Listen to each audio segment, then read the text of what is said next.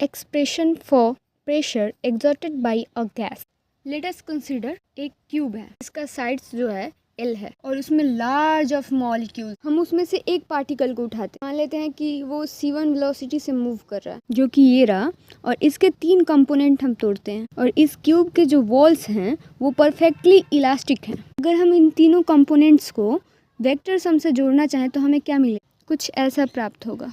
ये जो पार्टिकल्स है एक दीवार से चल के दूसरे दीवार तक जाता है, टकराता है, तो वहाँ उसका जो एक्स एक्सिस के अकॉर्डिंग हम देखें मोमेंटम, तो हमें mu1 प्राप्त होगा। क्योंकि कोलिजन इलास्टिक है तो मॉलिक्यूल्स जो है वो दीवार से टकराने के बाद उतने ही मोमेंटम से वापस जाएगा, लेकिन अपोजिट डायरेक्शन में, इसलिए हमें यहाँ माइनस लगाना पड़ेगा, जिसके कारण हमें 2mu1 प्राप्त होगा। काहे की साइड्स जो था L था, तो एक टक्कर के लिए वो डिस्टेंस 2L ट्रैवल किया, वेलोसिटी u1, जिसकी सहायता से हमें टाइम ये प्राप्त होता है। अगर हम नंबर ऑफ कोलिजन पर सेकंड देखना चाहें तो उसको उल्टा कर देंगे, जैसे यहाँ देख सकते हैं। उन सब की सहायता से rate of change of momentum, हमें वो जो मोमेंटम था और पर सेकंड से गुना करने के बाद ये प्राप्त हो जाता है। न्यूटन के सेकंड लॉ से rate of change of momentum force के इक्वल होता है, इसलिए हम ये लिख सकते हैं एक पार्टिकल के दूसरे पार्टिकल के लिए ये लिख सकते हैं ओनली जितने भी पार्टिकल्स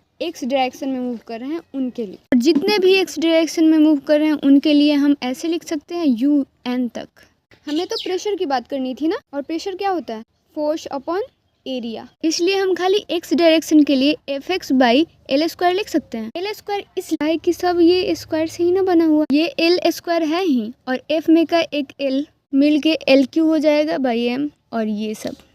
वैसे ही हम PY वाला भी निकाल लेंगे, PZ वाला भी निकाल लेंगे, और हम सारे प्रेशर का एवरेज निकालें तो हम ऐसा कर सकते हैं, जिससे हमें ये प्राप्त हो जाएगा। और हमें इसे सजा के लिखना हो तो हम इसको इस प्रकार से लिख सकते हैं, 1 वाले को एक साथ, 2 वाले को एक साथ, n वाले को एक साथ। जैसा कि शुरू में ही हमने कंपोनेंट को जोड़ा था ऐसे वेक्टर सम से, और LQ मतलब उसका वॉल्यूम क्यूब का, इसलिए हम LQ के स्थान पे भी लिख सकते हैं, और इन सब के स्थान पे हम ये लिख सकते हैं। और मीन स्क्वायर वेलोसिटी निकालें तो हम इसको सिंपल कैपिटल C स्क्वायर से डिनोट कर सकते हैं। हमें प्रेशर तक पहुंचना था और हम पहुंच चुके हैं।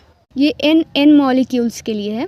P बराबर 1/3 mn/v CS। इसी फार्मूला को चेंज करते हुए हम इतने सारे फार्मूले बना सकते हैं।